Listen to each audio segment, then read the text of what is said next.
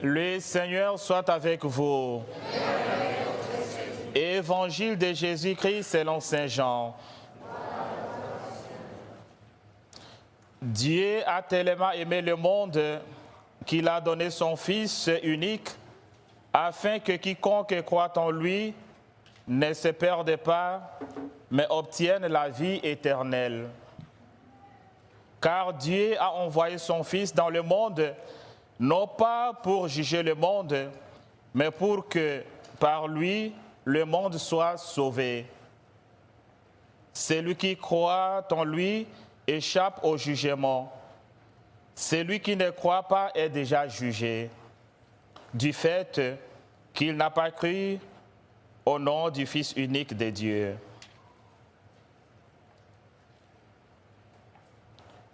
Acclamons la parole de Dieu.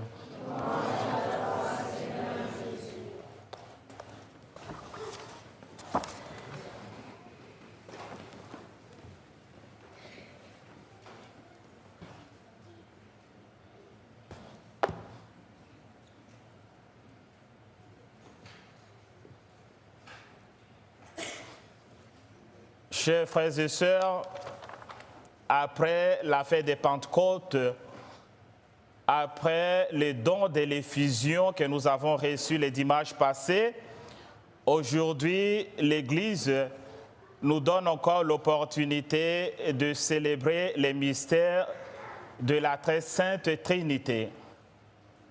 Et je dirais, cette solennité nous rappelle la source et la fin de toute vie chrétienne au nom du Père et du Fils et du Saint-Esprit.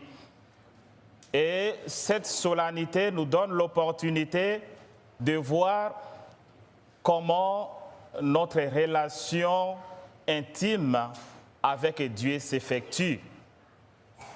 Et ce mystère est d'abord un mystère que l'homme, dans sa petite tête, dans sa petite connaissance, ne peut tout saisir. Et il y a une anecdote autour de ça.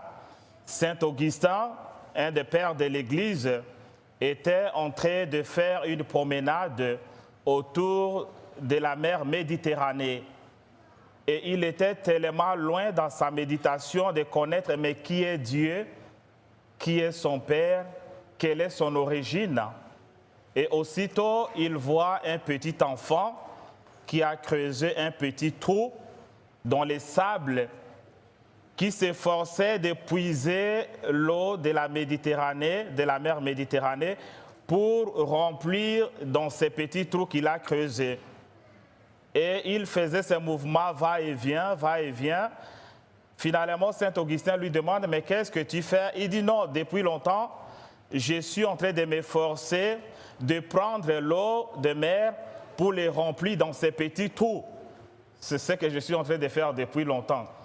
L'enfant lui répond en souriant et il dit, mais toi, tu as perdu la tête, quoi? Comment tu peux prendre l'eau de la mer qui est si vaste pour remplir ces petits trous?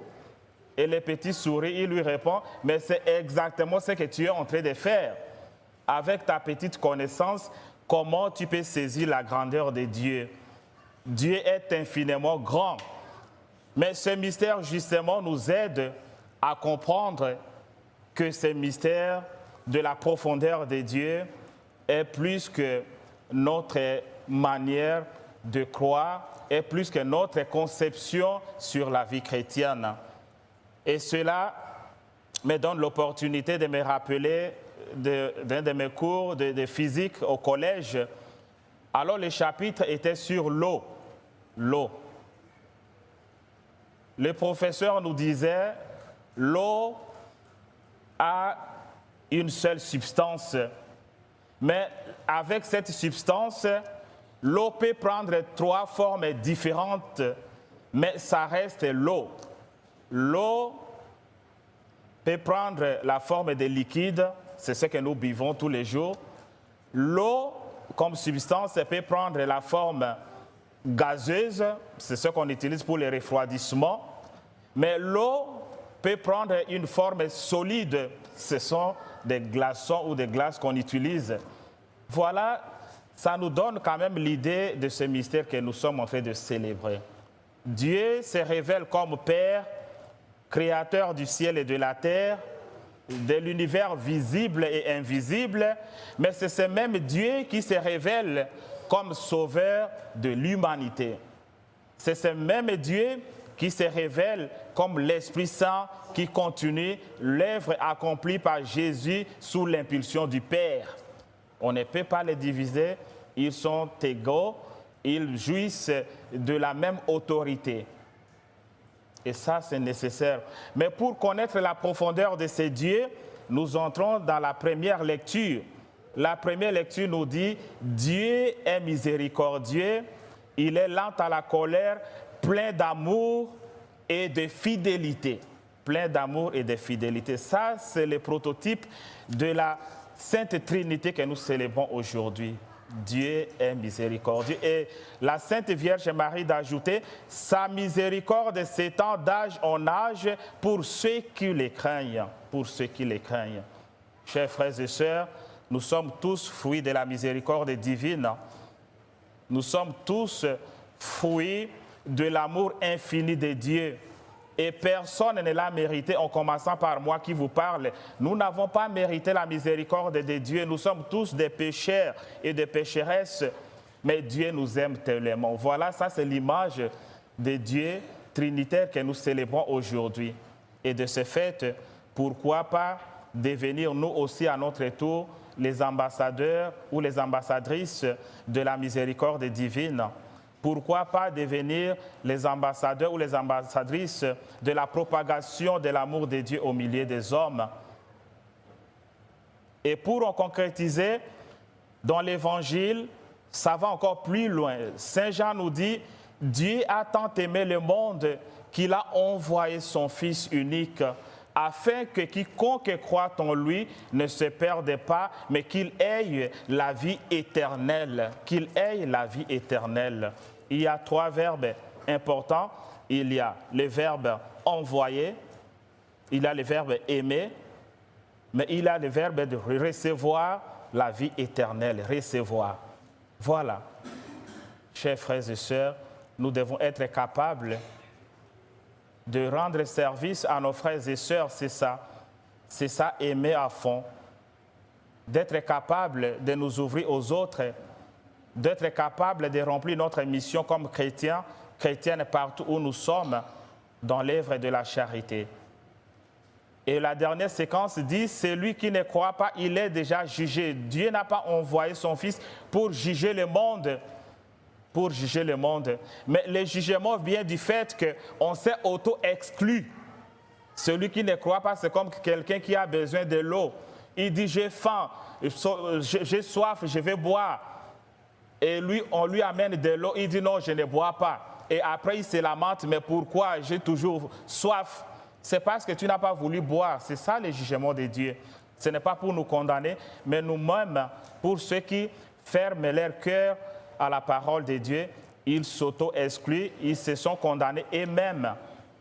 Et même. Voilà pourquoi la dernière leçon pour nous, si nous croyons en la Trinité, ne perdons pas notre temps à juger les autres. À juger les autres, et ça, c'est un péché commun. Hein, à juger les autres, à critiquer, à être négatif. Des fois, on juge sans connaître les motifs valables. On juge peut-être sans proposer, comme on dit, le bruit ne fait pas du bien et le bien ne fait pas du bruit. Donc, nous devons nous efforcer plutôt à faire le bien. Nous devons nous efforcer à nous aider les uns les autres dans l'amour du Christ.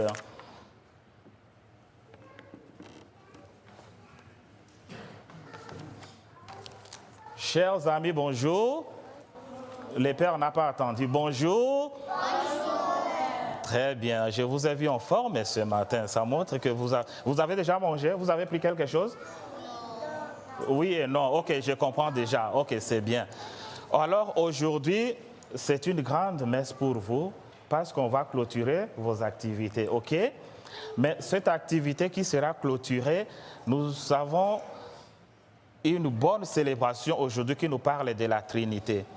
La Trinité, ça, je vais vous expliquer un peu, vous allez me dire. Quand on parle de la Trinité, on voit quoi? Je vais vous donner déjà les pistes de réponse. Les chiffres commencent de 1 jusqu'à 5. Quand on parle de la Trinité, on voit quel chiffre? Quand on parle de la Trinité, on voit quel chiffre? De 1 jusqu'à 5. Est-ce qu'on peut acclamer pour elle? Très bien. Quand on parle de la Trinité, c'est 3. 3, et ce sont des 3 personnes en un seul Dieu. Il y a la personne de Dieu le Père, la personne de Dieu le Fils et la personne de Dieu l'Esprit Saint. Voilà. C'est comme une famille, ok? C'est comme une famille. Une famille est composée de qui? Très bien. Une famille est composée de pères. Encore qui? Mère. Très bien. Et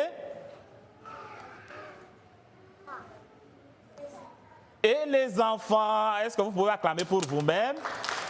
Une famille est composée de pères, mères et les enfants. C'est-à-dire, on appelle ça, on appelle ça une famille. Une famille, voilà, une famille ici, ok, c'est bon, ok, mais c'est une famille. Alors, si vous enlevez les enfants, ce n'est plus une famille. C'est-à-dire, ils doivent être ensemble. Et une famille est caractérisée par l'amour. Les enfants doivent aimer les parents doivent aimer les enfants. Voilà, les parents doivent aimer les enfants. Et c'est un peu ça, la Trinité, pour vous bien comprendre.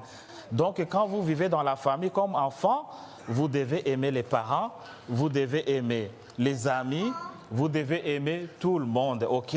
Ça, c'est la Sainte Trinité. Quand vous les faites bien, Dieu va vous accorder beaucoup de grâce et vous allez bien grandir. Et nous allons clôturer par la formule de la Sainte Trinité, au nom du Père et du Fils et du Saint-Esprit. Très bien.